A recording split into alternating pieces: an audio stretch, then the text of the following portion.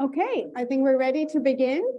I call this meeting to order at 3:01 p.m. on November 16th, 2022. Roll is being taken by means of sign-in sheet. I have a number of alternates. Deborah Goldgobber for Jeffrey Rowland, Min Soo for Wailing Song, Ki-Sung Lee for Gerald Baumgartner, Kim Skinner for Estanislao Barrera, Mandy Lopez for Fabio Del Piero, Ken Reichelt for Joseph Lagoria, Edward Bush for Heather Kirk Ballard, and Judith Sylvester for Robert Mann. Are there any other alternates that are present whom I haven't called? Okay. Madam Secretary, do we have a quorum? Yeah, great. We have a quorum. So at today's meeting, we are featuring two guests. Dean of Libraries, Stanley Wilder, would make a brief presentation on the plans for the new library building. And we will also hear from Senator Michael Russo, who's also from Libraries, who will give information about using ORCiD. We have one public comment today. It's from Ravi Rao from Physics on agenda item 8C regarding town hall meeting. Professor Rao.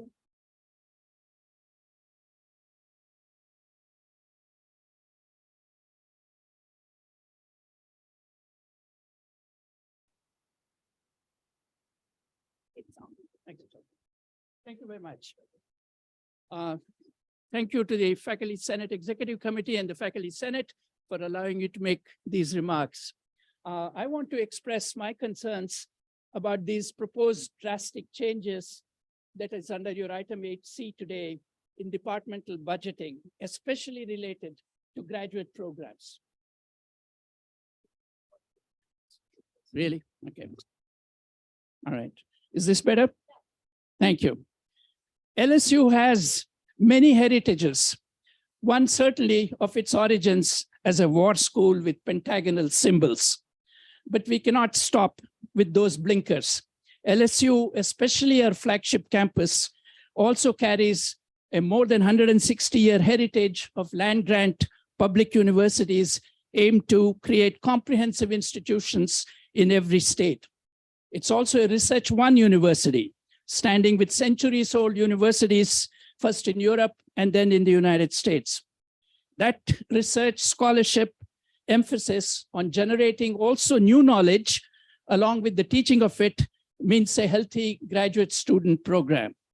This in no way takes away from the fact that we serve the undergraduate students and the state of Louisiana. Indeed, our main education of the undergraduates itself benefits from the research environment for the breadth and depth that it gives. And many undergraduates participate in research programs in various departments. So Louisiana's brightest undergraduates should not have to leave the state to go to just a few select, usually private and expensive top universities, but should have the opportunity in its own flagship campus to participate in such mind-expanding activity. Therefore, it's disturbing when drastic changes are proposed as administrators' projects without wide consultation with faculty in various departments. Zero-based budgeting, its meaning still unclear to most of us, may sound jazzy, but in practice, a large, varied institution like a university will only see incremental changes from one year to the next. To expect otherwise is a pretense, bound to fail. Instead of tapping on knowledge of its own faculty, outside consultants are hired with nebulous, non-transparent metrics couched in boilerplate terms that may fit business, but not the longer-term horizons of fundamental research and scholarship. The faculty is the university, especially when it comes to these matters. And in academic matters, shared governance demands their involvement, not some token representation of a few, especially by new administrators who should first educate themselves about departmental nuances before proposing major changes in direction. In just the last dozen years, such innovations have come and gone with each change in upper administration. Do we remember the 2009 Think Big campaign with a trinity, big science and technology, big arts and humanities, and big coast and community? Inflation seems to have taken that 3 to the current 5, or even 2 sets of pentagonal 5. Or a later From Coast to Cosmos, or the flagship agenda, which aimed to get LSU into the Association of American Universities, AAU. None of these has left a long-lasting mark. So much so that these latest rebrandings of scholarship first do not even show awareness of this recent past.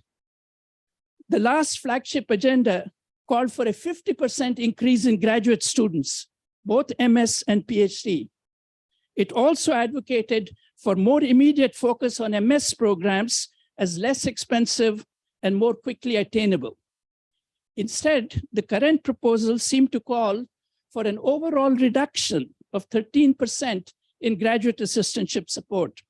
It's currently about 1,800 students, itself not a large number. It calls for a devaluation of master's versus PhD programs, decrease a 4-year cutoff for PhD students, and in the name of uniformity, demands all departments to sustain the same support. All this fails to recognize wide variations in programs across a university, outside grant and other support, and such. So it's just not doable.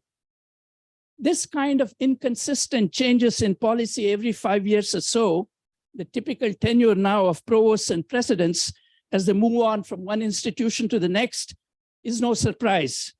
But it is devastating to the kind of long-term thinking that many a project in research and scholarship requires. As just one example, LSU's current international recognition in the field of gravitational waves can be attributed in large part to the faculty chancellor, Jim Wharton, at that time, and his vision to invest in what took 3 decades for fruition. Our recent administrators lack the institutional memory that resides in faculty, while they don't lack in hubris as they advocate changes without involving the faculty from the start. Ultimately, such changes done without that involvement of the principal stakeholders will prove unworkable and fail as in the past. The administration will move on, but leave behind damaged morale of current faculty and students, and an image of LSU that will be unattractive to future faculty and students.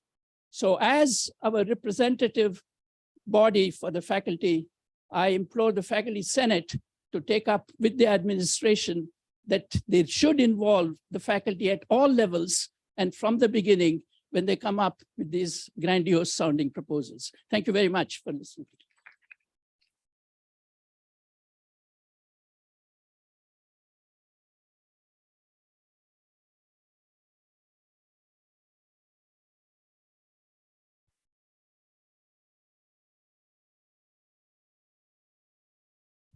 Thank you, Professor Rao.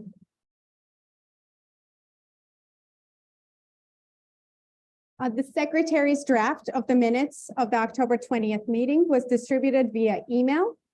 Are there any corrections to the meeting, to the minutes as distributed?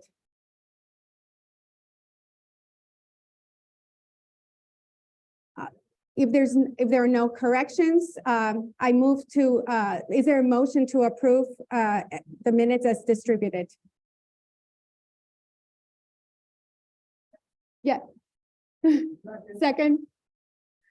The motion to accept the minutes from October 20th meeting has been seconded. Is there any discussion? Okay, we now move to vote. All those in favor, please say aye. All those against, say nay. Abstentions? Okay, the minutes from October 20th Faculty Senate meeting are approved.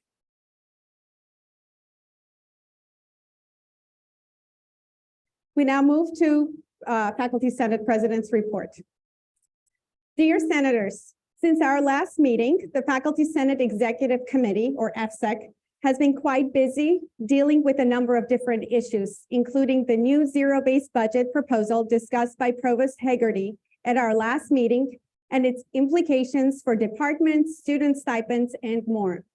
I will now present to you an outline of 6 major action items that have taken place over the past month.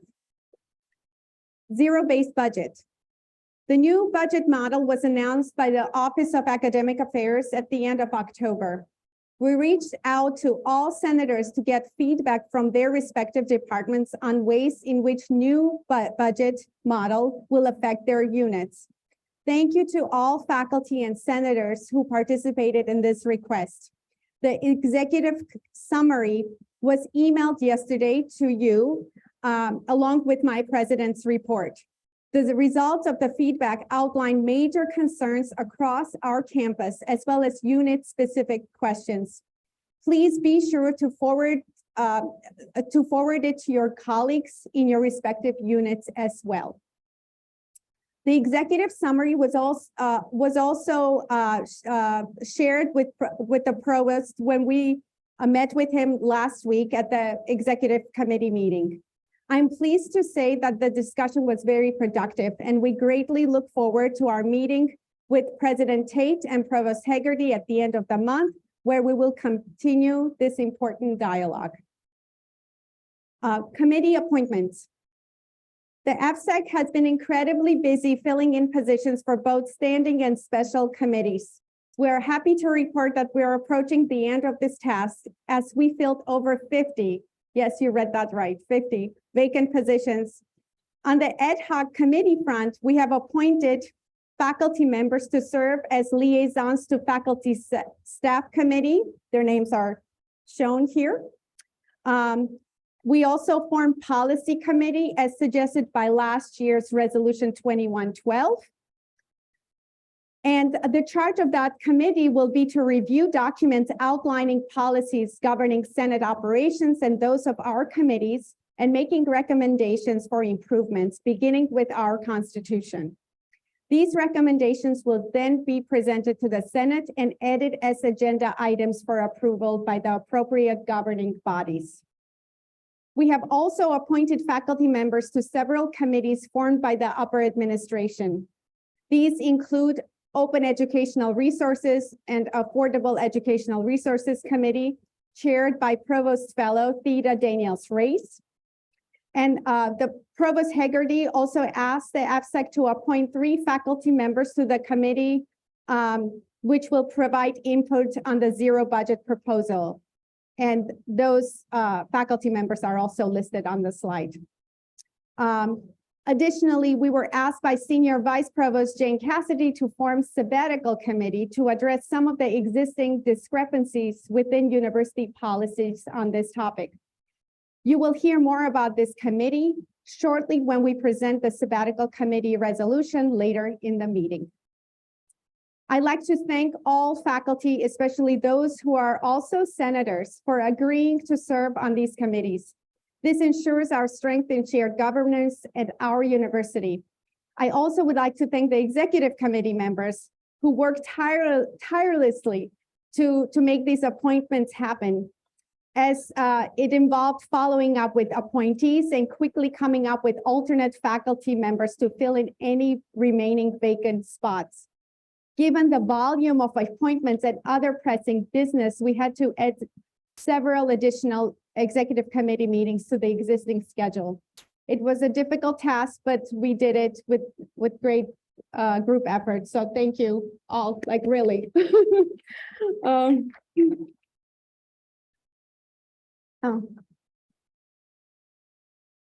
Campus safety and security. Following LSU Police Chief Bart Thompson's presentation at the Faculty Senate meeting in September, several senators approached us with various follow-up questions regarding safety and security on campus. The topics broadly fell under 3 themes outlined on the slide. Chief Thompson had provided detail to them, and I hope that you will find them helpful. These were shared in my president's written report yesterday, so I don't have the links here just for efficiency, but the broad topics were run, hide, fight. There were 2 links that he provided for additional information. Then there was an evacuation plan question. He had useful information about that. Also in my president's report sent to you yesterday. And then there was also a question regarding growing number of scooters, electric scooters on campus who tend to not just follow any rules. So unfortunately on that front, their current state law does not classify them as motor vehicles, unfortunately. So Chief Thompson said that his understanding was that the university is looking for some options to see if they can have some regulations on that. So stay tuned. So the next item is Council of Faculty Advisors. The council met in October with Mandy Lopez representing LSU A&M campus. Some of the topics that were discussed at the meeting, including student transfer credits,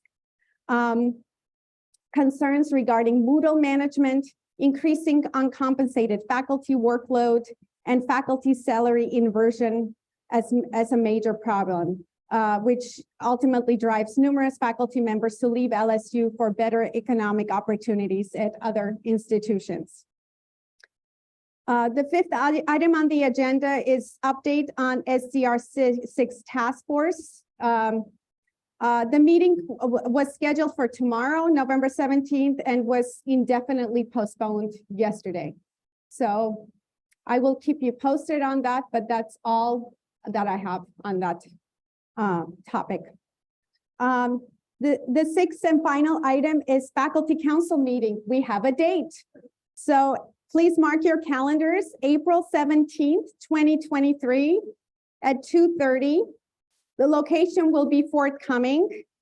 It took a colossal effort among executive committee membership and the president's office and provost's office to make sure that this date was the best possible date for everyone's schedule. Obviously, not everyone will be able to be there, but we hope that it captured as many faculty members as we possibly could. I will give you more information in the coming months, but I would really appreciate if you could share this date with your respective units, because we really want to make quorum this time, especially with so much head start on this. Like, please be sure that this is on your colleagues' radar. The past month has been filled with a lot of important issues that required and continue to require significant faculty input. Please continue to share actions that occur on the Faculty Senate with your colleagues. We'd like you to keep faculty informed and aware of such issues so that we can continue to advocate on your behalf to the upper administration. Some of the items still in the works at the Faculty Senate Executive Committee includes expectations and procedures within our standing committees, standardization of minutes, and future guest speakers. We will keep you informed with their developments, and we certainly can't be successful without your and your colleagues' input and support. Thank you for everything that you do to strengthen shared governance, as we are at our strongest when we work together. This concludes my report. Are there any questions? Yes, Joan and then Lori. Wait, microphone is coming.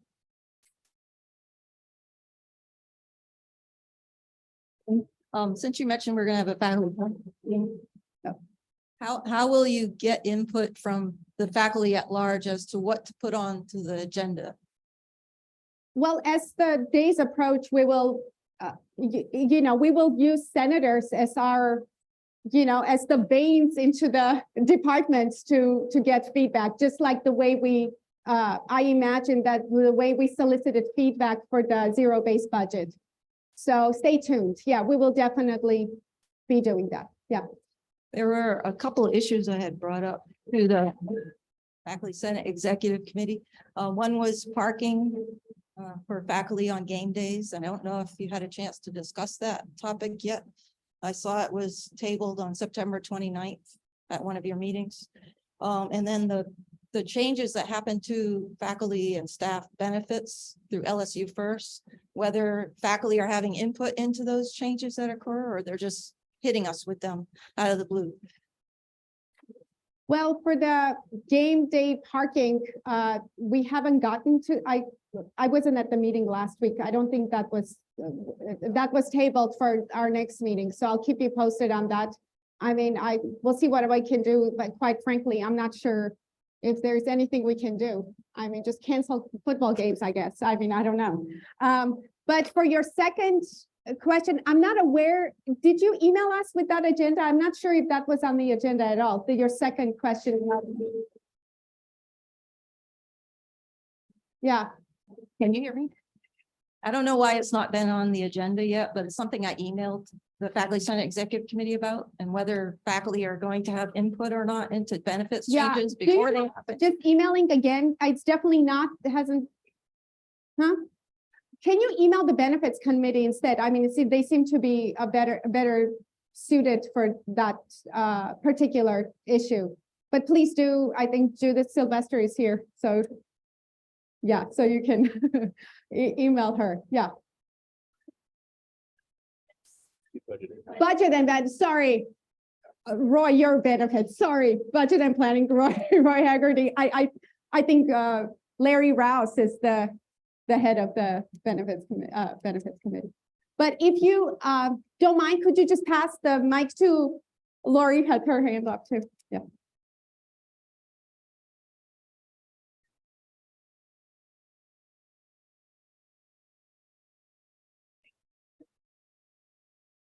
Okay, quick question for you, Inessa. You mentioned that you met with the provost, the Faculty Senate Executive Committee. Is there anything you can share from that meeting at this time? With the Yes, the Faculty meeting Senate? was open to public. I was actually at a conference last week, Okay. and maybe Dan, you want to?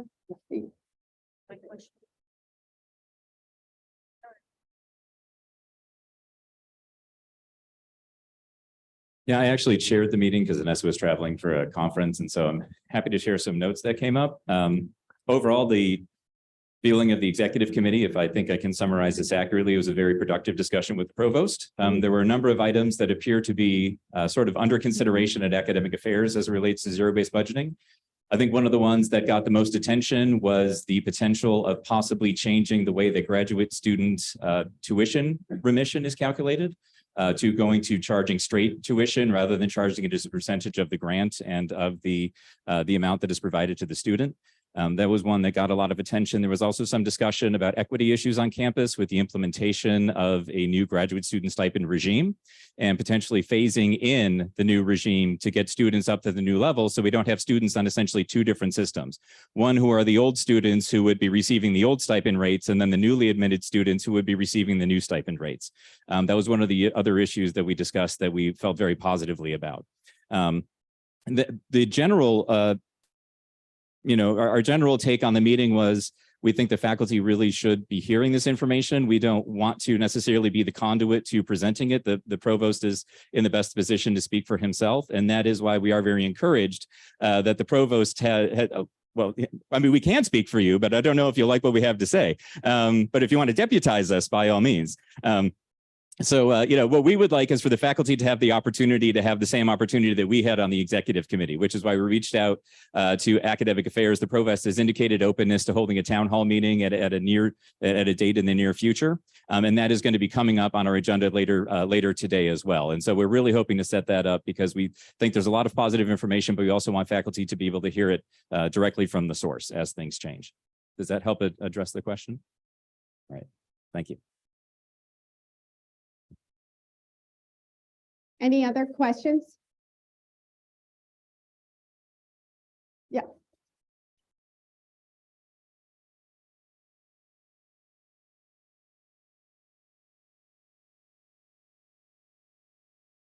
Thank you. Carmela Maxa, Humanities and Social Science, Spanish.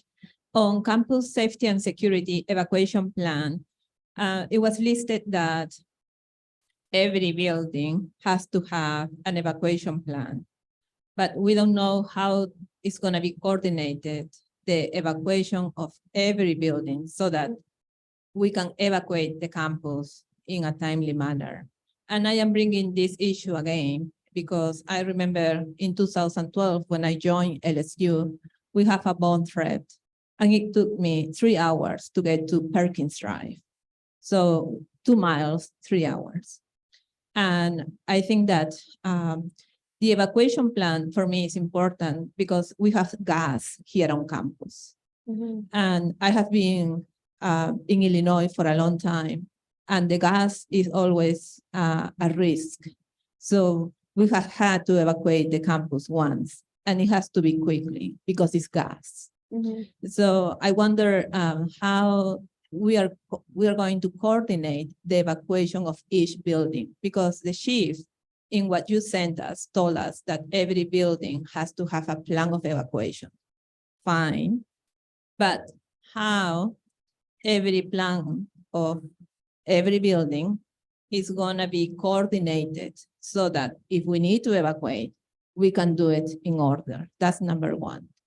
Number two, it is my fault when you call us about the minutes, there is one mistake. I was present last meeting, but my name is not listed as an attendant. Is somebody else. Okay, so that's it. Thank you. We got that. Yeah. Yeah, I will, Carmela, I will let this, I will send that email to Chief Thompson, and I will send that to the entire, I'm sure, it's not just between you and me. I'm sure everyone needs to know, and I will include that in my correspondence. So thank you for highlighting that. Any other questions?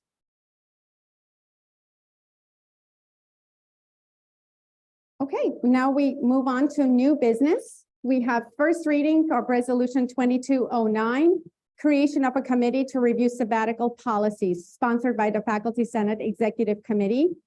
And Kyla Kazachik will read it.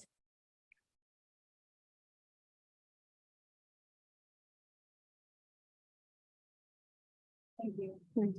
Hello, I present on behalf of the Faculty Senate Executive Committee the reading of this resolution to create a committee to review sabbatical policies.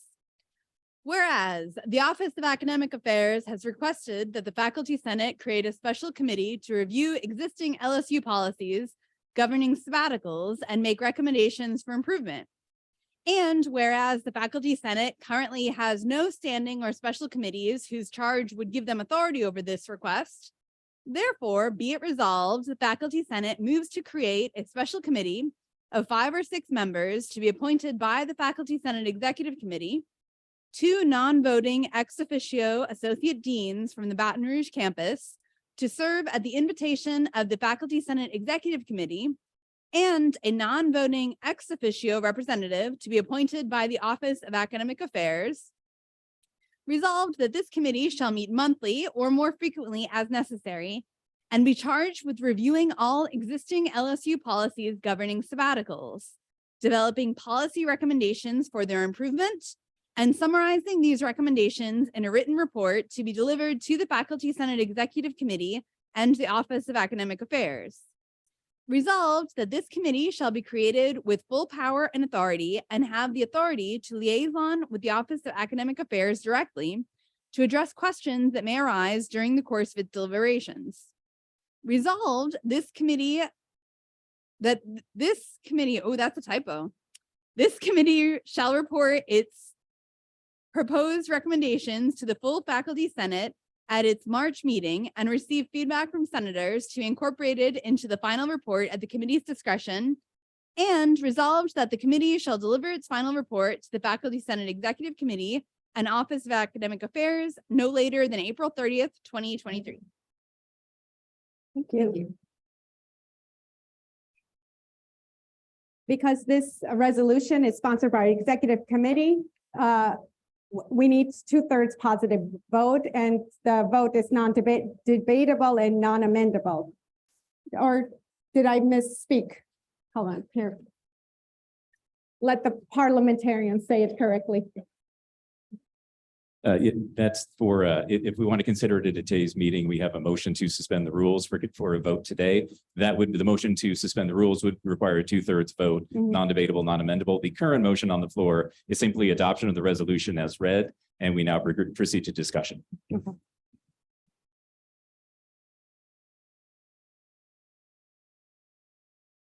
It's advanced by a committee, so it doesn't require a second. There's 6 of us on the committee who all endorse it. So. Yes, Professor Dooley.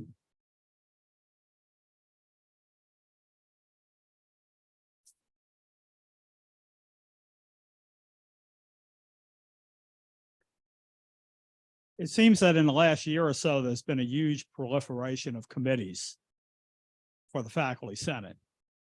And it's hard to get people to serve on these committees in a lot of cases.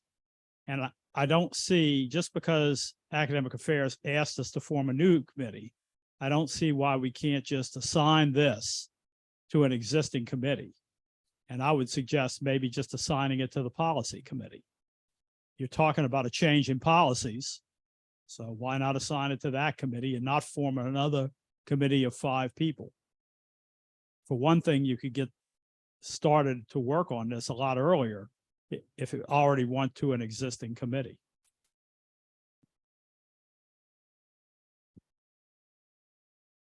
I mean, how does everybody else? But that's why we wanted to bring it to the attention of the Senate, as opposed to just appointing these people ourselves. And we, Point of information.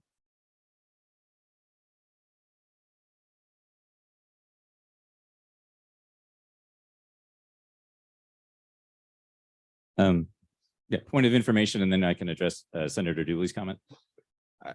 I was gonna ask the same question Sure. as Senator Dooley asked, but it made me think, is there a process where issues are funneled to committees? And so how does a committee determine its jurisdiction, and how do we determine whether an issue such as this one is assigned to a committee? Nope. So excellent question. If I may address Senator Dooley first, then we can get back to that question.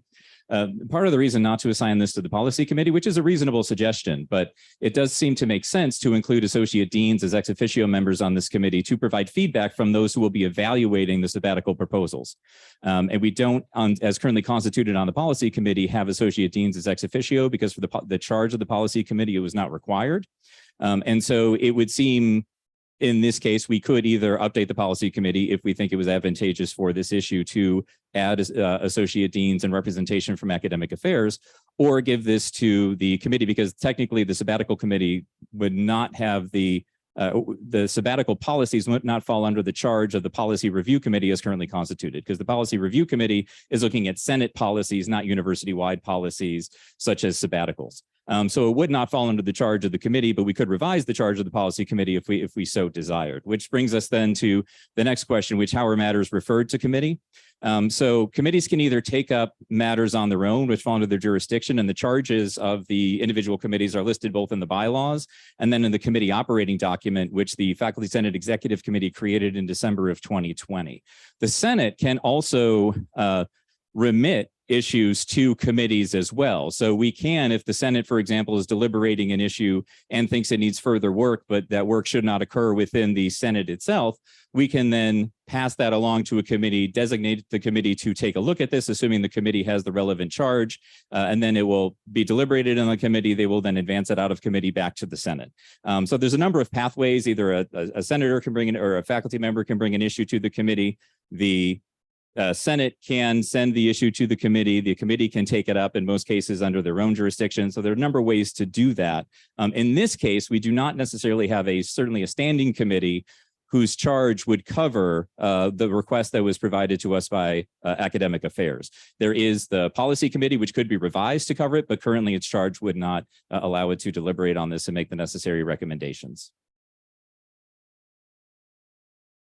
just underscore what Dan said, that it also involves, this mess kind of involves a PM, a permanent memorandum, which will apply to the entire system. So that's why we thought that it should be that we should form a committee. Yes. Oh, wait, we're recording this. Just make sure you can be heard. That would seem to be a relatively minor point to revise and just say the policy committee will consider sabbatical policy as well. And we will add 2 associate deans as ex officio members. Okay, I mean, that's a lot easier than forming an entirely new committee and getting 5 people to serve on it. We appointed 50 people. I think we can do 5 additional ones. We're on a roll.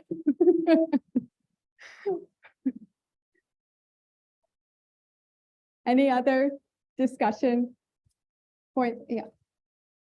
Because you mentioned committees, when will the committee members be updated on the website? Oh, they're being updated right now. It's been a mess. The website has been a mess. We're in the process of migrating to the new branded, whatever the terminology is, to the new platform that will be completely, we'll get a facelift, sort of speak, by January, right, Sarah? So, but we are, now that we have an assistant and we're not, limping so much, we're updating as much as we can with all the minutes and all the agendas. Everything that has to do with our meetings with executive committee and Senate have been updated. Yeah, we have Brenda.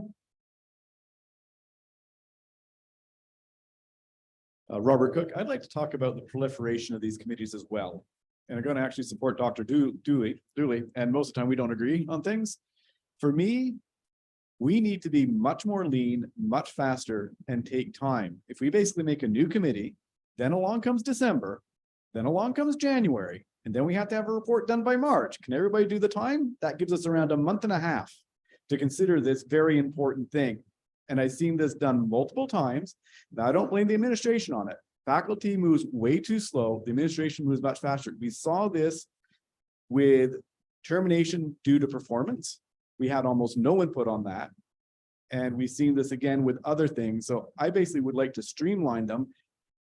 On top of that, we also have to look at what was talked about before, overhead on faculty that's not paid for and other things. These keep on coming more and more, where as a researcher, I like teaching, researching, and doing some service.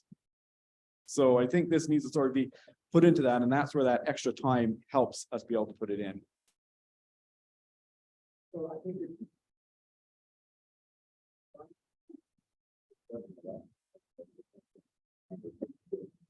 Okay, so I take both of your points to streamline this process.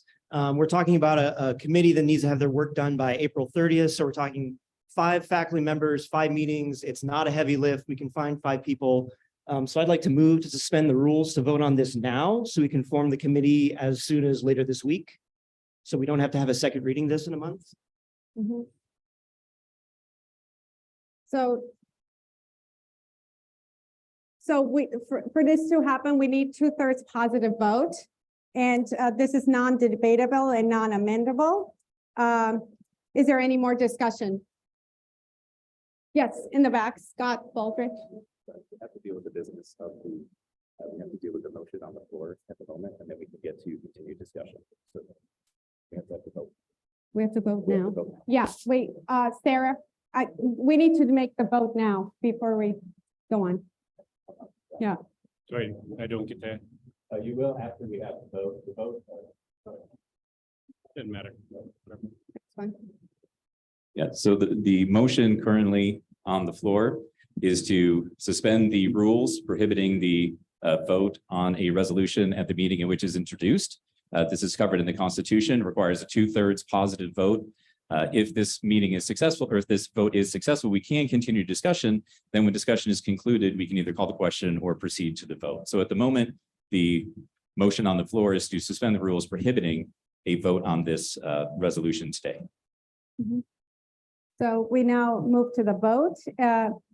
All those in favor, please say aye. All those against, say nay. So we need to record. We have to, okay. And then abstention. Okay, the motion passes. And now we continue the discussion. Scott Baldridge. So Scott Baldridge in math. Just a quick question. Is this committee going to end? I don't, it says that there's a report due by. Yeah, it's gonna but- end. It's an ad hoc committee. So, And it's gonna dissolve on April 30th. Yeah, you don't have to write it into the resolution. Yeah, no, Yeah. under parliamentary procedure, special committees end as soon as their charge has been exhausted. So as soon as the final report has been submitted, the committee automatically dissolves. Perfect, thank you.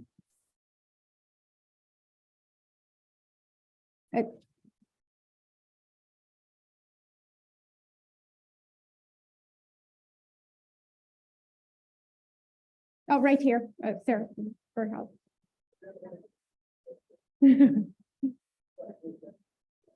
Right. I apologize if Roy Heidelberg, business. I apologize if I missed this, but can you give us a little background as to why this issue has been called attention to and what it is that this committee would be reviewing and the reason for the need of this committee? Yes, that's a great question. If you give me a minute, I could even pull up the PSs and PMs in. So there are two policy statements and one permanent memoranda dealing with sabbaticals, describing it, and they're not complementing each other. Some of them are actually contradicting each other. And the bigger issue has been that faculty has, Dan, correct me if I'm wrong, in recent years, because of the COVID year, junior faculty members were allowed to stop their tenure clock. And now you're allowed to stop, aside from pandemic, you were allowed to stop your tenure clock twice up to tenure for various reasons permittable. But now there are a handful of people, which is fine, that were able to stop tenure clock 3 times with the pandemic. And that's fine. They want to make sure that the new policy, all the 3 policies speak to each other and allow or consider such, changes given, some, life-changing things like the pandemic. Am I? Yeah, so There we go. yeah, I mean, if I may just add on to that, I mean, essentially the effect here of the automatic COVID year is that we now have faculty with 7 years of service who are not yet tenured, who would be under the current construction of the sabbatical policy eligible to apply for sabbatical, but it is the opinion of academic affairs, as we understand it, that sabbaticals are for tenured faculty predominantly. So that's one of the issues. The other issue is that there have been faculty on campus who do not have a research component of their appointment, who have applied for sabbaticals in order to increase their pedagogical skills. And under the bylaws as written, I believe, or maybe it's the PM, the way it is written is such that this isn't to improve your ability to provide service to university. So this could cover teaching sabbaticals. It is the opinion as expressed to us from academic affairs that sabbaticals should be predominantly for research. So this is part of the reason to put together a faculty committee to determine, do we want sabbaticals to Right. cover teaching and research exclusively, issues of that nature. Yeah, and I want to just correct what I said earlier. It's actually 2 permanent memoranda. It's 20 PM 2012 and then PS 12. They all deal with sabbaticals, but not they're not complementing each other, and in some cases contradicting it. It would this committee would look at all 3 and try to make sure that they all are in dialogue with each other. I think Robert Cook had a, no, okay, sorry.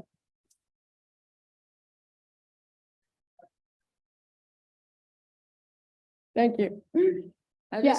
I just wanted to clarify what happened with that last vote, because in the open meeting laws, we have to identify who voted how.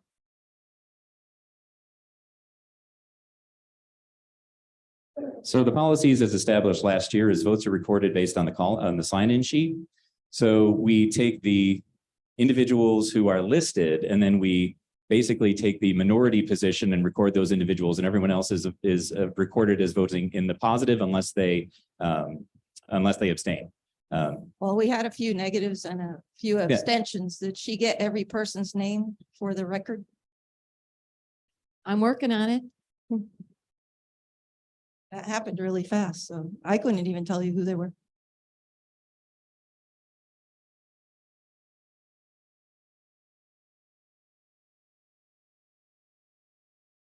So should we move on to a vote? Good. Okay.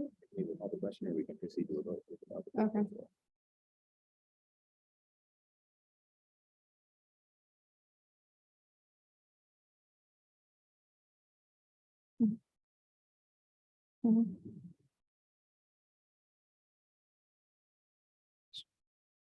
So I move to call to question. Okay, we now move. Is there a second? Yeah. It's not a second. Okay, we now move to the vote. There's a second from Ed Shihada, right? Yeah. The vote now is to call the question. Yeah, the vote now is to call the question. And we now move to vote on the resolution to create the committee to review sabbatical policies. No, the calling. Oh, yeah, do we? Okay, sorry.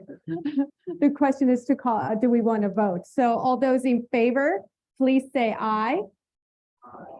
All those abstain, all those in against, please say nay. Abstentions?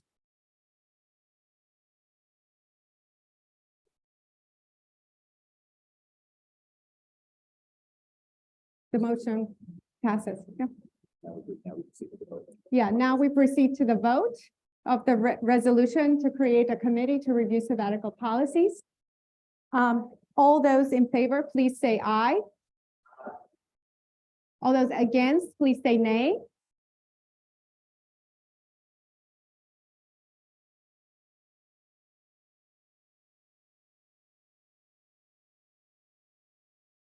Let me get some.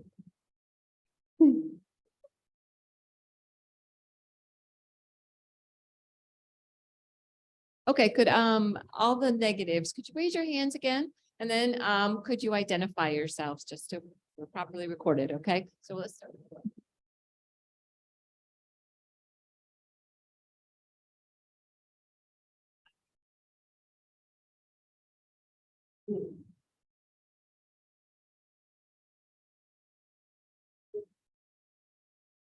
Gustafson? Esselson, thank you.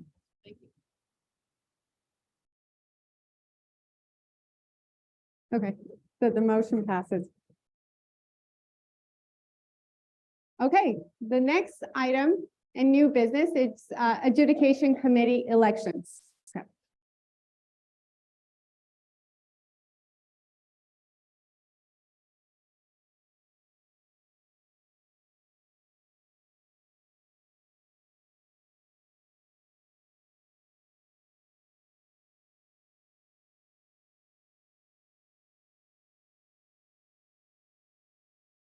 In reviewing our standing committees, it came to our attention that the Faculty Adjudication Committee is currently understaffed, and this committee requires a vote by the Senate to elect members to the committee.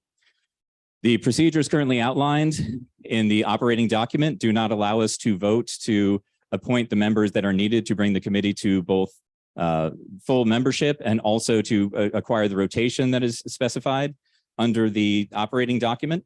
And so we would like to address that today. The first item is on behalf of the Faculty Senate Executive Committee. I move to suspend the rules governing the election of members of the Faculty Adjudication Committee to allow for alternative elections to be held immediately. Okay, seconded by Ed Shihada. What's that? Actually, under the rules, I can't give more than I just did. So the second,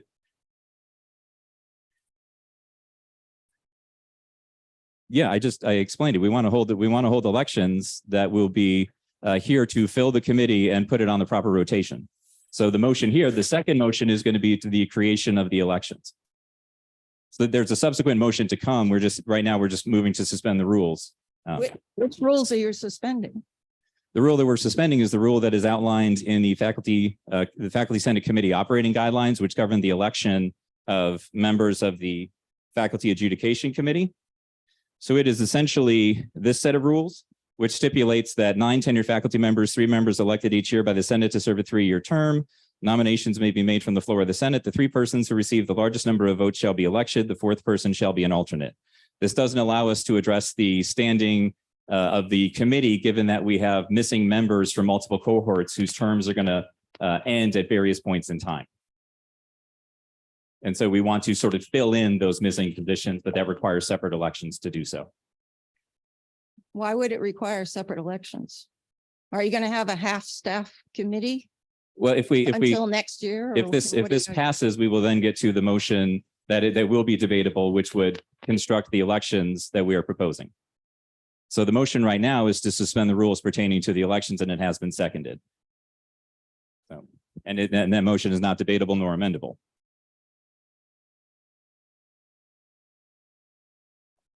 Kind of interesting how we don't have to explain what we're doing.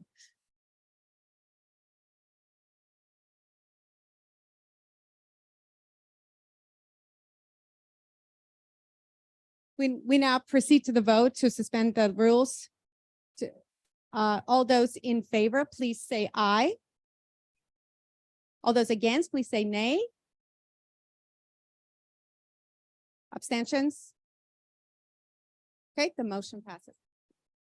Thank you. So now to the meat of the matter.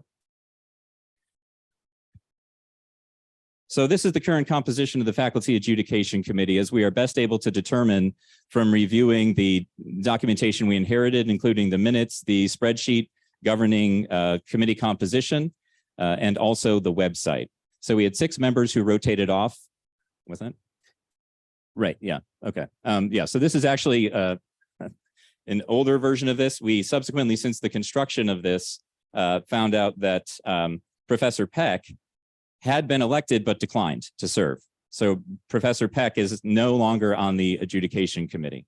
And so we have some work to do. We're supposed to have 3 members for each cohort. 3 members are supposed to rotate off each year. Currently, we have no members for the 2025 terms to end. We have 1 member whose term will end in 2024 and 2 members whose terms are going to end in 2023. So what we are proposing, and this is, if this is the old version, then there's going to be a slight inconsistency here. So the motion is going to be as follows, as I will read it, and it's going to be very close, hew very closely to what is presented here. So on behalf of the Faculty Senate Executive Committee, I move to immediately hold 2 elections for the Faculty Adjudication Committee to go into immediate effect.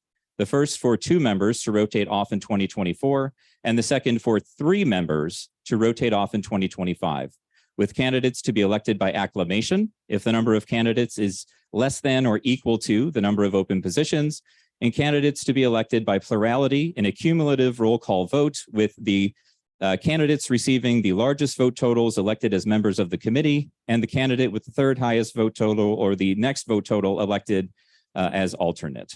And so the change here is for the 2025 cohort, have 3 open positions that will be elected as opposed to 2 open positions, given the additional information we received from Dr. Peck. So that is the motion. Is there a second? Okay, seconded. Thank you.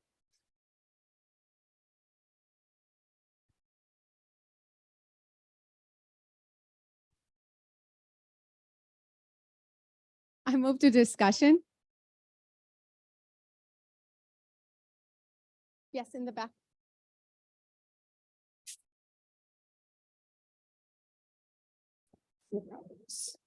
So maybe I'm not familiar enough with all of the bylaws and everything, but nowhere in any of that did I see where it says when these elections are supposed to happen. Yes. So does it say it and it's just not included here? The elections are supposed to occur in the spring. Okay. There was an election that was held in the spring for the 2025 cohort that will rotate off. Fell apart. Well, that was the one for which there was one candidate, Dr. Peck. He was contacted after the election and declined to serve. So that's Okay. why no individuals were elected this past spring. Okay. Yeah. That was mainly, I just wanted clarification on like, Sure. this Yeah, is supposed to happen when, and we need to do it now to make up for it. Yeah, these were supposed to happen in April.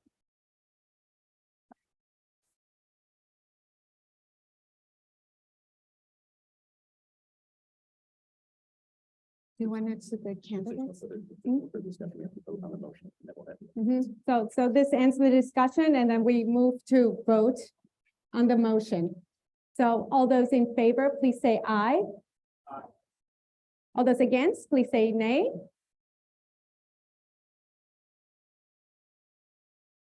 Abstentions? One abstention. Okay, the motion passes. Now we proceed to the elections. Yeah, so now we proceed to the elections and, I'm sorry.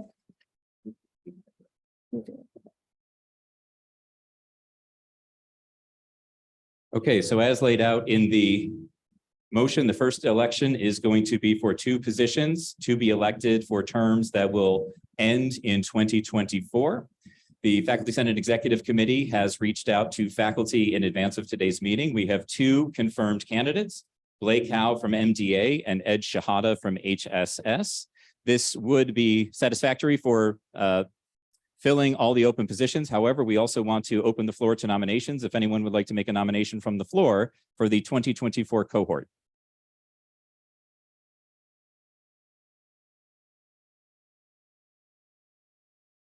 All right, if there are no nominations from the floor, the members are elected by acclamation. Thank you, and we thank them for their willingness to serve. The two new members are now Blake Howe and Edward Shahada.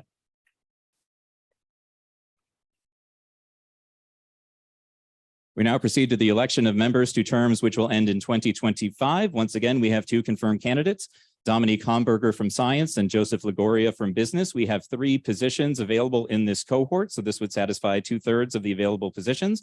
Are there any nominations from the floor to the Faculty Senate Adjudication Committee cohort whose terms will end in 2025? Okay.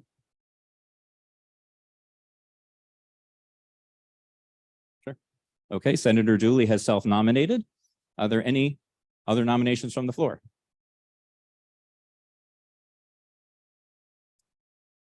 All right, seeing no other nominations, given that the number of candidates equals the number of open positions, these candidates are once again elected by acclamation, and we thank all of them for their willingness to serve. And this concludes the agenda item on the Adjudication Committee elections.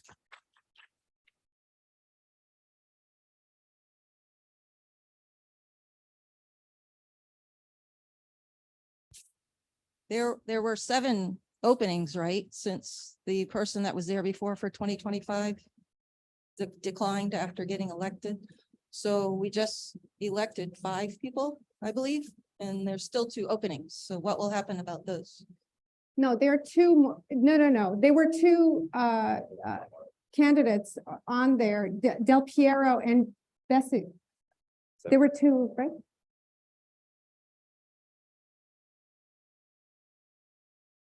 So there were, keep hitting the wrong button. So there were actually 3 members and there's supposed to be 9 total. So we've done 5 today, we're up to 8.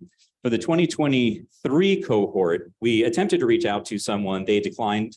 At this point, we thought that it didn't make sense to continue that process, given how hard it is to find faculty, to find someone who would serve out the remaining 4 months of that term, 4 or 5 months. So given that we will hold another round of elections now in April for the 2026 cohort, we decided that it would be best to proceed with the committee with 8 out of 9 positions filled, having the 2024 and 2025 cohorts filled. We'll fill the 2026 cohort in April, and then we will be fully, the membership of the committee will be fully staffed as of fall. Mm-hmm.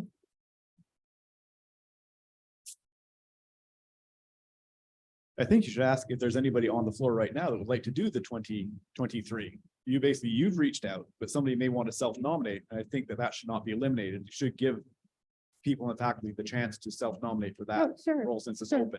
So is there a motion to hold an election for the opening on the 2023 cohort of the Faculty Adjudication Committee?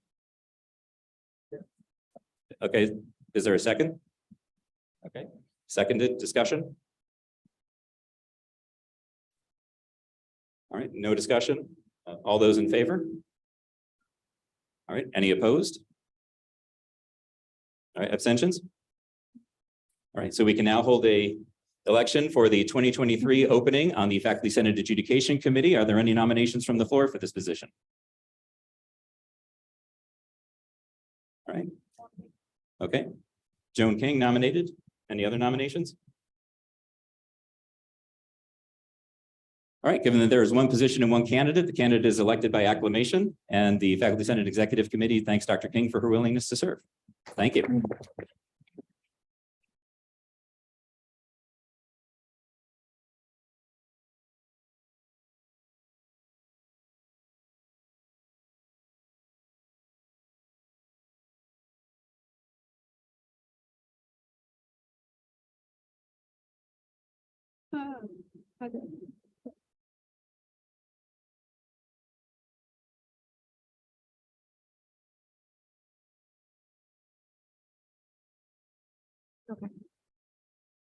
Okay, our next item in new business is request for town hall meeting on zero-based budget and graduate student funding proposals.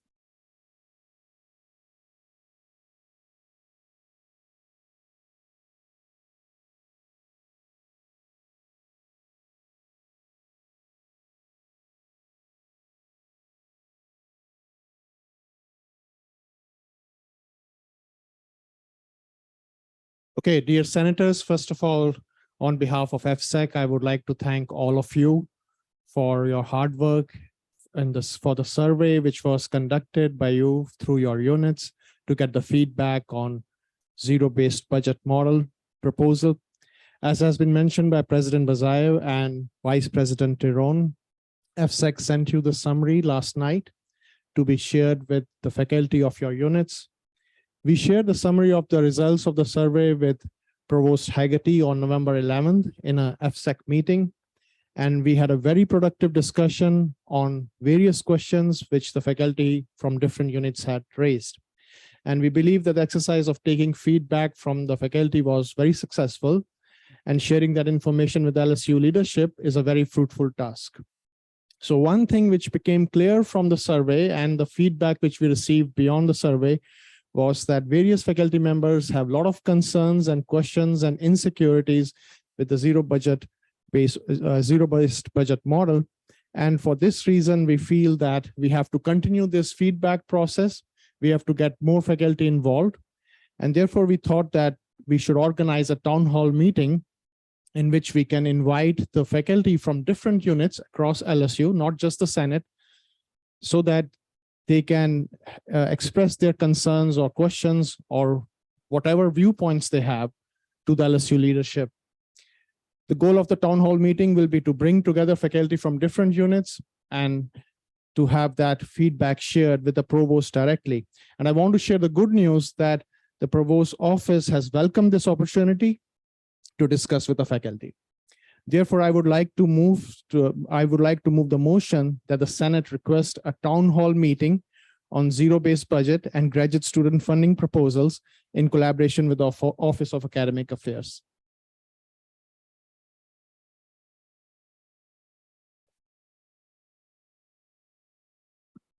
Okay, there was a second. All those in favor? Oh, discussion, sorry. Yes.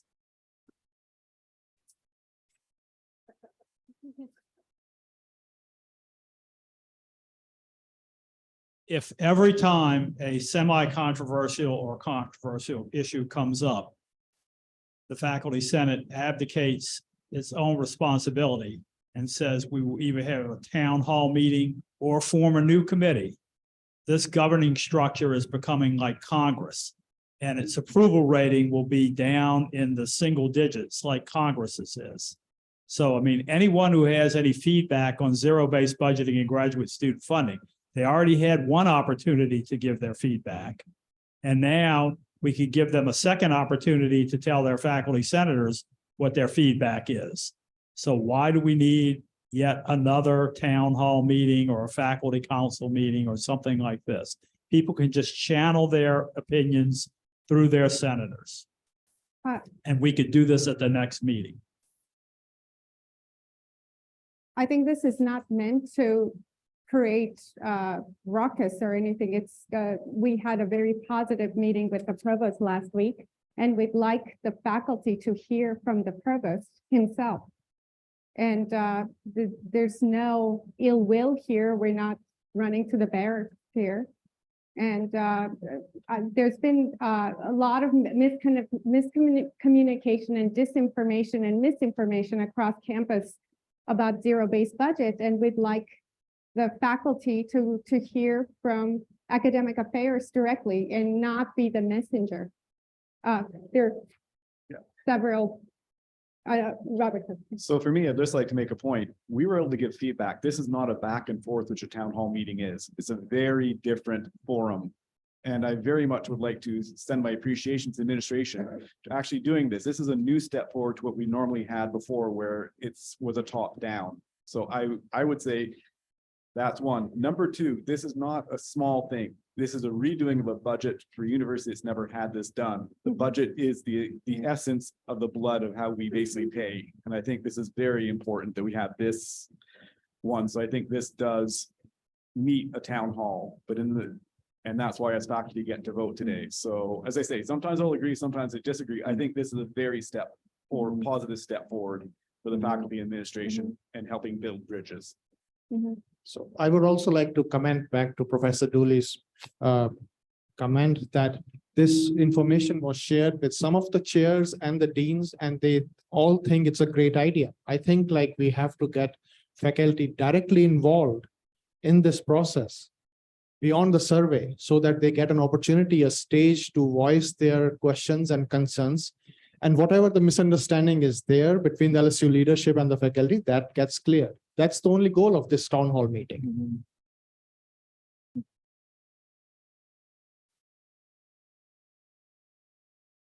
I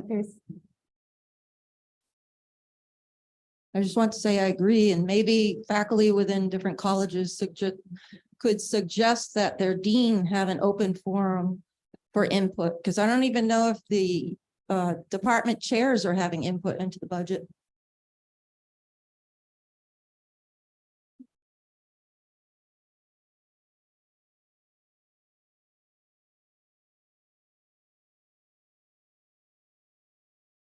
I mean, the problem with such town hall meetings for where I'm coming from engineering, is that only the activist faculty will show up.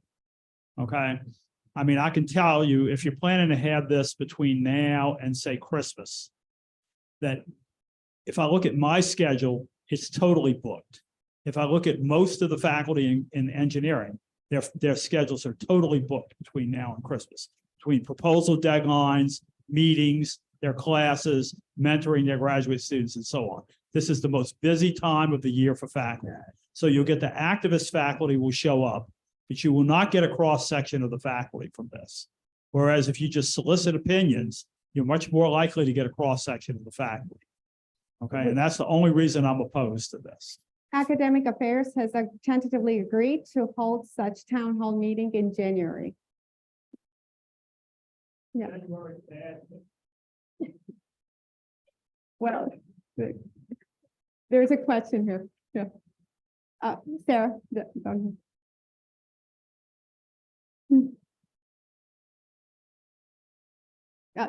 here. Down here. So that did answer part of my question, which brings me to the next question. Being on the Provost Advisory Board or committee on this, we have to present something to the Provost by January 20th, and budgets are due to the Provost by January 20th. So seems as though that's going to be a very tight turnaround in terms of providing input to this process. Most of the process will have been completed by then. So what is this town hall functionally going to be about? So we tried to schedule, our initial plan has been to try to schedule as soon as possible, which meant somewhere between now and early December. That has been our idea, but Provost's office has suggested that we do it in earliest we can do it in January. We understand the constraints that will pose, but I think like we have to look at the optimistic side of the whole thing. Something is going to be better than nothing, at least.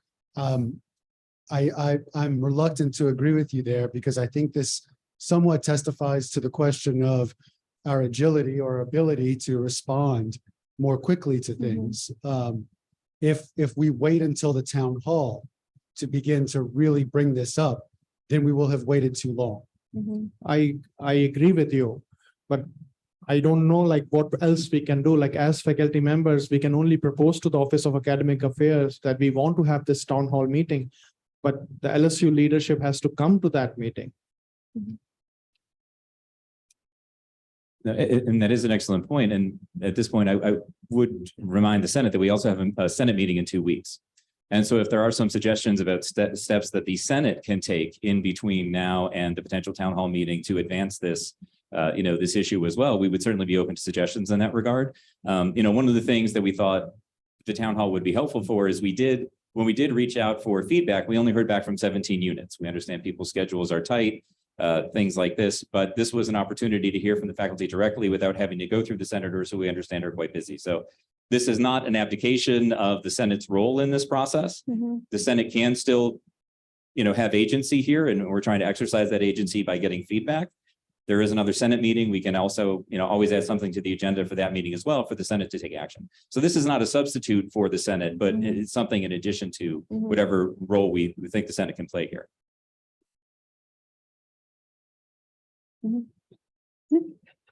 We're talking about you in third person here. Okay. So I assume that a town meeting would be more than just the faculty, right? That the staff and financial officers in our units and things like that could also come and have some input. So I think that we do need a meeting that is a university meeting about this beyond just what it's going to happen, because it's going to affect, understanding is it's going to affect a lot of positions in our colleges that are units that may not be faculty.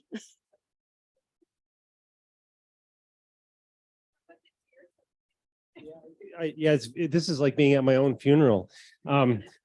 I appreciate the healthy discussion and very democratic process. I just wanted to say regarding I think the Faculty Senate Executive Committee has done a great job in terms of informing me about different challenges, concerns. I've heard many of the kinds of things that you've talked about here from the Faculty Senate Executive Committee. And we've been meeting, I think, with the president and vice president every 2 weeks. And then I've been often at the Faculty Senate Executive Committee, and they proposed, they just said, well, these conversations have been really good. I bet the faculty as a whole would like to hear from you as well, just to have a Q&A. And so that, I think that I'm just kind of the external witness. They just brought this as an opportunity for all of you, if you'd like to have opportunities to ask me questions, to do so. So just kind of an amicus brief. Thank you.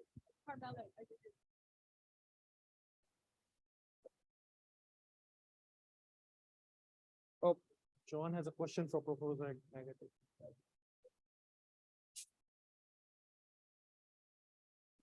Thank you. My comment is about the town hall meeting. I come from Humanities and Social Science. My department is World Languages, Literatures, and Cultures. We have only in Spanish, I'm an associate professor of Spanish, 2,500 students. And when INESA and the Faculty Senate Executive Committee requested feedback, my unit was very active. And I did my best to really summarize around 10 emails plus a lot of talk on the elevator or on the hallways. So for my unit, for the faculty in the Department of World Languages and Literatures, and who oversees around 3,500 students, the town hall meeting is a very good opportunity to hear from provosts directly, because I feel like everybody wants to hear directly from the provost, what is this about? And to start a conversation, like communication, face-to-face communication. So I think that it's a very good idea from the, I don't know if it's emotional or affective, but just for the sake of sociability, and try to keep going after the pandemic and go back to the face-to-face and try to be, we will disagree on certain things, but at the end of the day, we have to work together to move forward for the best for our students and the state, right? Well, that's all I have to say. Thank you.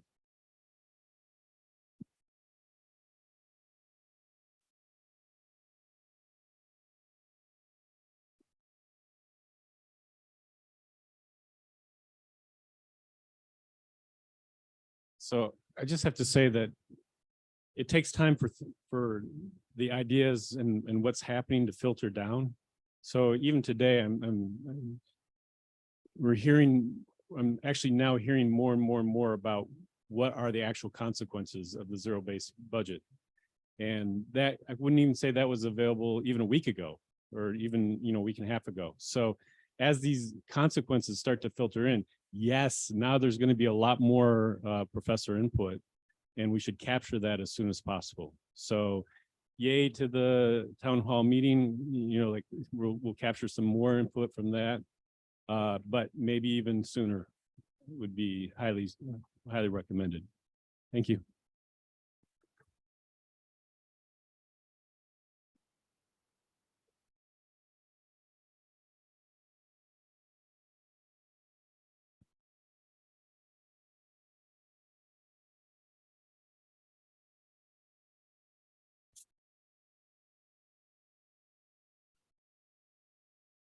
I have a question for Provost Haggerty.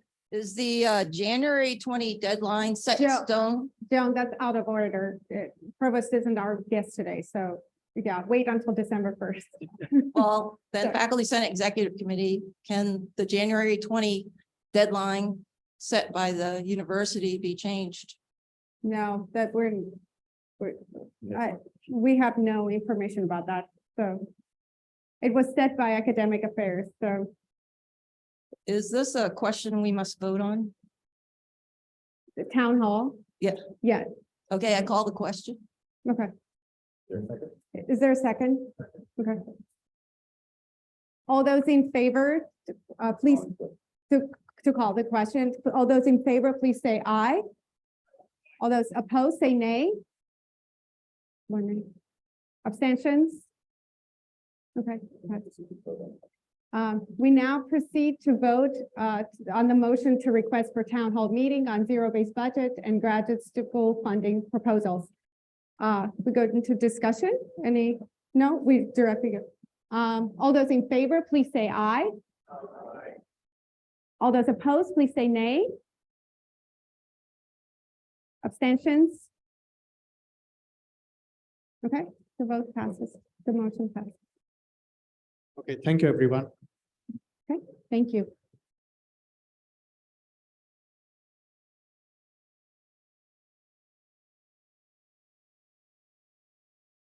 We now move on to the first presentation for today. It's from Dean Stanley Wilder from Libraries, who will speak about the new library project.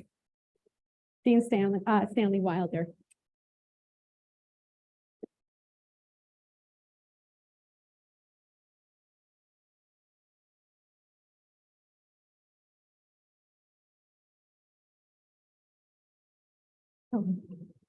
Thank you for having me.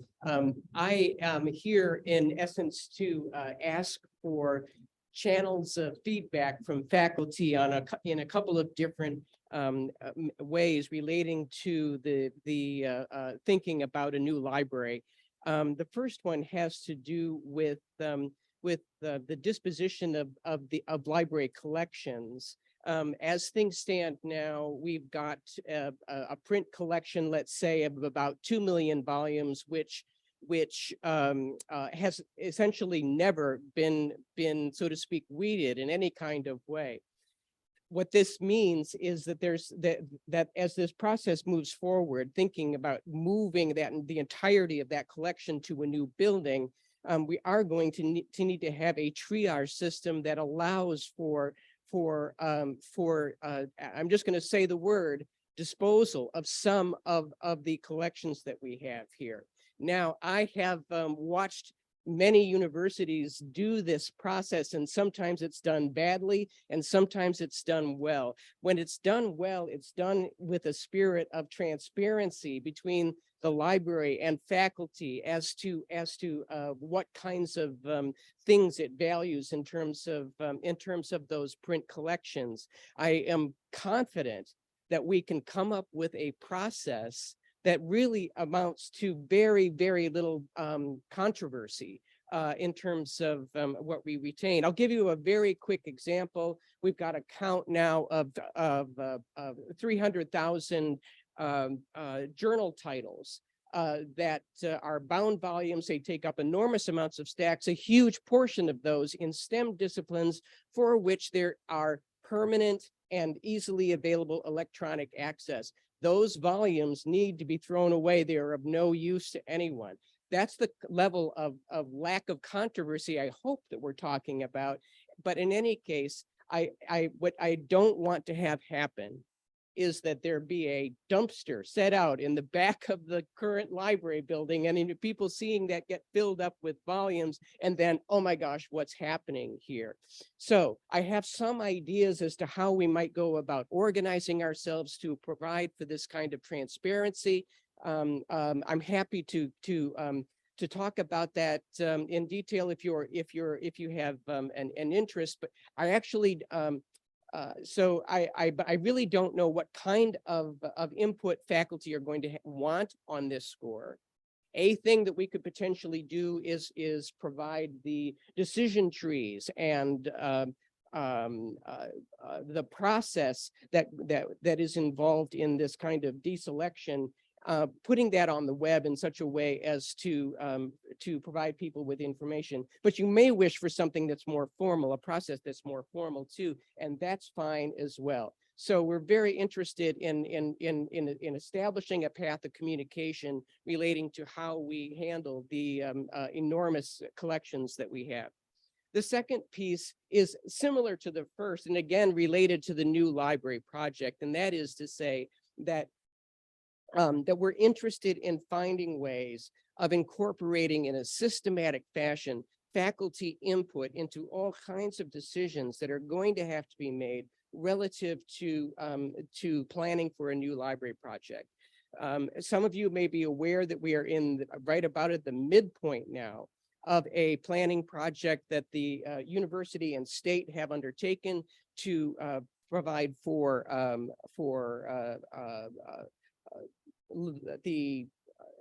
what kinds of functions the building will serve and what kind of square feet and so on that building will entail. That process has systematically included faculty input, but we're just talking about a process that started on Labor Day of this year and is going to end on March 1st. Whereas what we know is that we're looking at the long haul here and need faculty input. As for example, what kinds of collections we have in a browsable format in the new library building. What I can promise you is it is not feasible to build a new library building that has 100% of those print collections in a stack browsable fashion.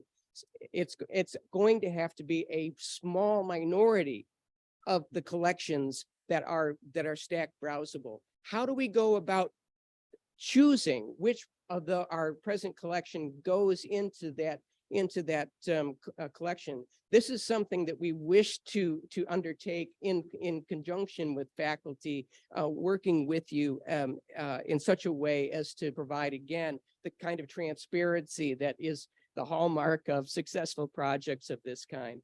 So again, I don't have specific examples for you as to how we go about this. I really would like to see over the course of time what faculty interest is in terms of working with us on these questions. If you have ideas, please contact me. My name is Stanley Wilder, and we will we can move from there. I can't hear it all. My name is Ed Bush. I'm an alternate for Heather Kirk Ballard, and I'm in SPES, which is STEM. I was just wondering, do you have an estimate of the holdings that you could have or that y'all are planning to have at your new building? How many of the volumes? You're saying you have 2 the million current now. range of volumes in a stacked browsable sort of format, such as we currently have, somewhere between 25 and 100,000 volumes. So you're talking about significant reduction in the actual volumes that you'll have at the new building? Okay, I'm saying, so you're gonna have to dispose of a large percentage of what you have now? No. Thank you for asking that question. The percentage of our collection that we'll end up throwing away is going to be small. The options that we have available to us are which ones are stack browsable, which ones go to either a fancy robotic automated storage and retrieval system, or an offsite storage facility, which will be very close by in such a way that we can provide very fast turnaround to faculty and students. So no, that's a great question. I wouldn't have you think that we have anything like a massive throwing away in mind. So, yeah, so I just wanted to tell you that we highly support the library throughout my career, which is over 30 years, and that our students benefit, and your staff has come and lectured to our class. Y'all do a great job. I love it. I hope you can say that after we're done. I will. Hi, I'm Robert Cook, also from STEM and chemistry. I can't remember the last time my graduate students went to look through the stack for a journal. I'll be blunt. And I think most of the people in the science will be that way. We very much more, I think, appreciate, as we just said, leveraging the expertise of the librarians to find other things such as the statistics programs and everything you guys have. My opinion is the library is going from a stack old fashioned much more to an information community hub. Absolutely. That is what's going to happen. I do think that it's a form of malpractice in many disciplines to have print volumes that are so out of date, especially if there's our clinical kinds in clinical sorts of ways. So the kind of discarding, I think, is actually going to make our collection stronger. Mm-hmm. So one way that I suggest you do this for, when say the more traditional, if we want to put it that way, is basically sort of to explain just how much it costs to keep that stack air conditioned in that building with all that space where people can go walk, rather than in a depository, as you were mentioning. And most of the time, let's just say somebody wants a 1920 article that you know is not electronically done, they're willing to wait a week or so to get that. Most of the time when you're writing grants, you don't need it instantly. But I think STEM as a whole, and I think most places be as a whole, those old journals, I think we understand, not quite the bonfire. No, I agree there. But I think we understand that that's not the way it's being done. And Thank you. I with appreciate keywords, that. You can go much faster.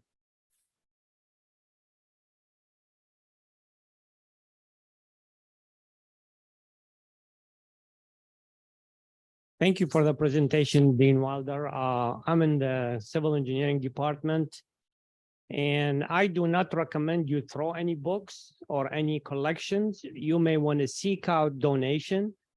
I happen to be the president of the LSU Phi Kappa Phi chapter. And one of the things we do is from our own libraries is we donate these STEM books. And there are many organizations on campus will be happy to take them. And more often than not, they send them to their home country. So if you have something valuable that others could benefit from, rather than going to the dumpster, I suggest you consider that. Right. Thank you. I appreciate the sentiment there. And we are absolutely willing to set up a process that involves allowing for anything other than throwing things away. What I'm going to tell you as a challenge is that it is extremely difficult to make that sustainable, economically advantageous. To make it happen at all, it's extremely difficult. We can't even recycle the print books anymore. We've had this experience. There used to be firms who would recycle the old journal volumes that we threw away. That's not possible anymore. It's not economically viable. So I would love to do it. I don't want to close off that option. We'll do everything we can. I'm also doubtful that it'll actually work.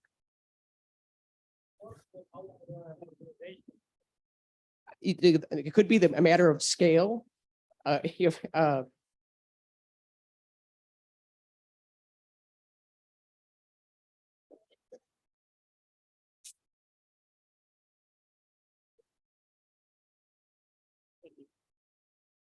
Hi, Hannah Belaglavitz from CMDA. I was just wondering what the plans are for the music library, and if, like, I feel like the collection's already really, really small and pretty outdated.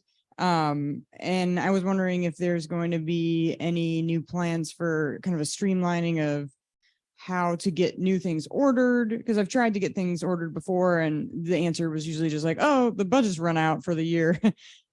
Well, you know, we met, my associate dean for collections and I met with MDA.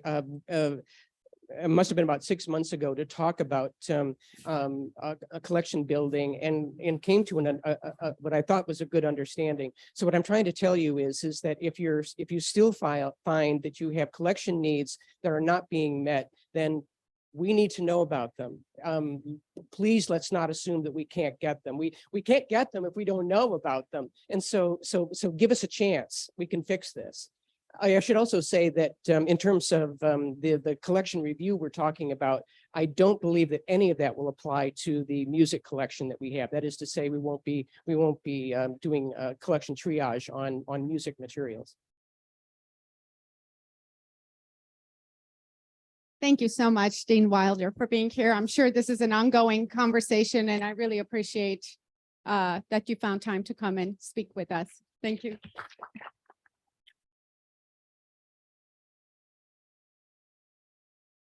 Our next and final presenter is Senator Michael Russo, also from the library, and he will talk about ORCiD.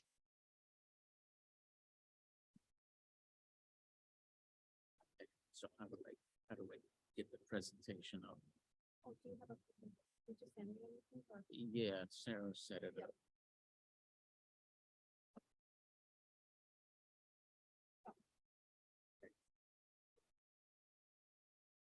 And mic is working on. Yeah, should be. Hello.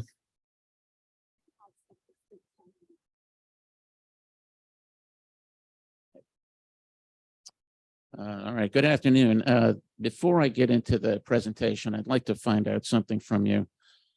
If you would, raise your hand if you currently have an ORCiD. Okay. All right, thank you. Put your hands down. All right, so the point of this presentation is to provide information not only for you, but for the faculty in your department. So I'd like you to be willing to take this information back to them and encourage them, if they don't already have an ORCiD, to sign up for one.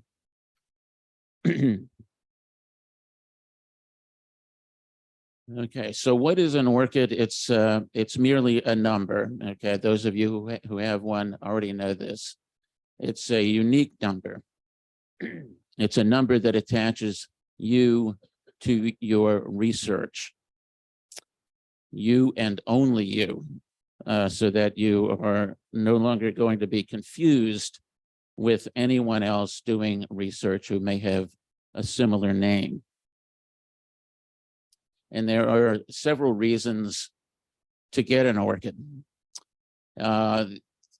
Some are up here on the screen. As I said, the ORCiD ID is always going to link you to your work. That way you will be distinguished from every other researcher. Nobody else is going to have the same number as you. So you will be distinguished from other researchers who may have the same name as you, who may be doing research in the same field as you, who may even be at the same institution as you. That will not happen. Let's see. An ORCiD is going to make sure that you're properly credited for all the work that you do. It's going to make sure or help make sure that your H index is accurate. And by extension, it's going to provide LSU as an institution the recognition that it deserves for all the work that is produced here. And that in turn is going to lead to departmental and university rankings increases.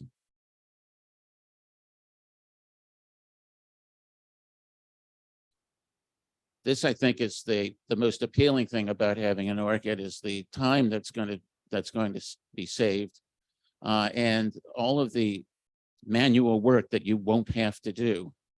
And this is the result of linking your ORCiD record to other platforms such as Scopus, Crossref, and some others.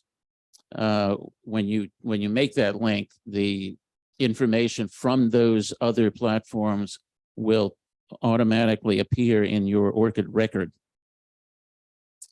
One of those other platforms is the new faculty platform, Elements, and that will automatically populate. If you have an up-to-date ORCiD record, that information is going to automatically go into Elements as well. So you won't have to manually update all these different platforms that you might be involved in.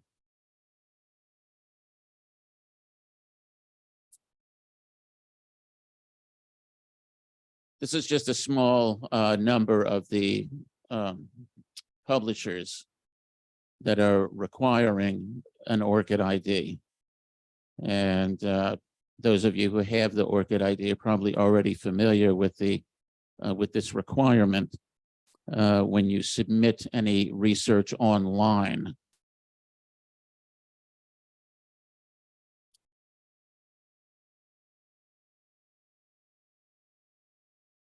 So just as ORCiD can automatically populate other platforms, you can set up your ORCiD account to automatically update itself.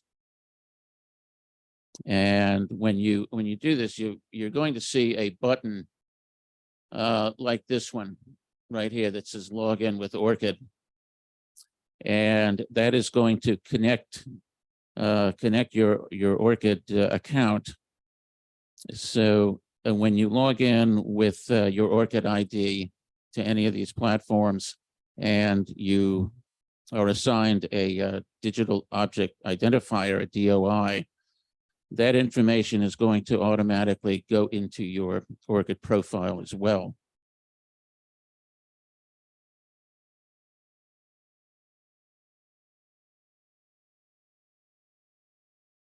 The library is available and very willing to help you with anything to do with ORCiD, with your account. If you have any questions, if you need explanation of anything, if you have to make any changes and so forth, that is the email address, orcid@lsu.edu. There is an option within ORCiD for you to establish a librarian as a trusted source. That's the ORCiD verbiage. By designating a librarian as a trusted source, you're giving that librarian access to your account in order to make any changes you authorize, to make any updates, to make any corrections. This is all with your authority. It's not going to be a case of some renegade librarian going into your account and making stuff up. Anyway, this is where you go to get started, orcid.org. You can let your faculty know this. The process is pretty self-explanatory. Just go to orcid.org and there is a link to register. So Any questions that you may have after this presentation, after this meeting, you can contact us at orcid@lsu.edu. You can also go to our support page. There's the web address for the support page. Then that contains pretty much all the information that I just gave you. So you can go take a look at that if you forget what I just said, which you probably will. So that's all I have to say about ORCiD at this time. Are there any questions? Yes. Can you describe for us what the role of ORCiD is in how the university uses it in calculating rankings or evaluating departments or productivity? Like, why is this super important? What can I take to my faculty to convince them to get one of these?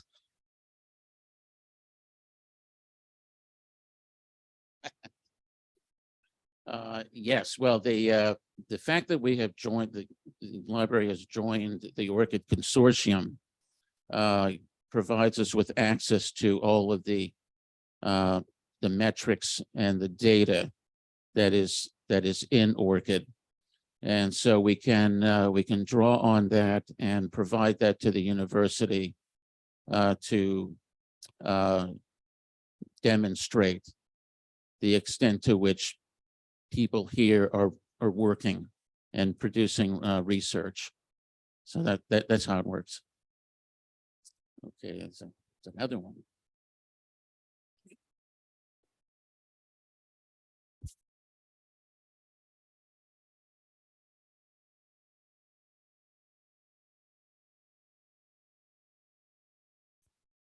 Jake Esselstyn, Science. How is ORCiD funded? How is ORCiD funded?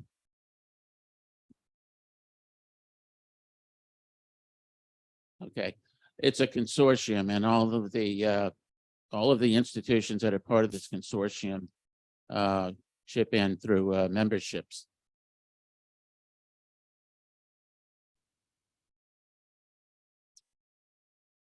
Okay. Oh, Joan King.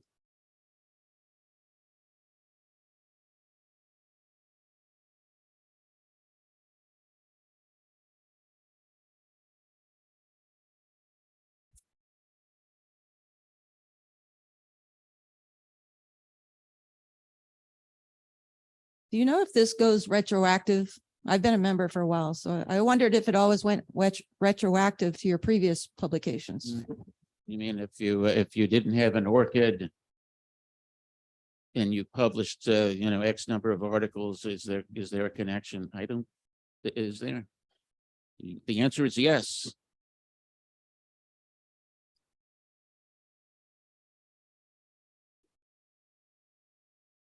Okay, no. Thank you for your attention.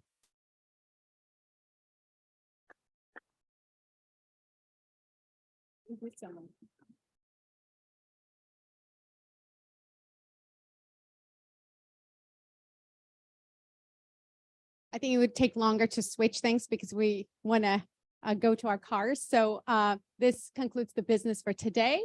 Is there a motion to adjourn the meeting? Second? All those in favor, please say aye. All those against, say nay. Please exit to your right because there's something going on in the rotunda. So we just want to make our quiet exit here. And our next meeting is on December 1st. Thank you.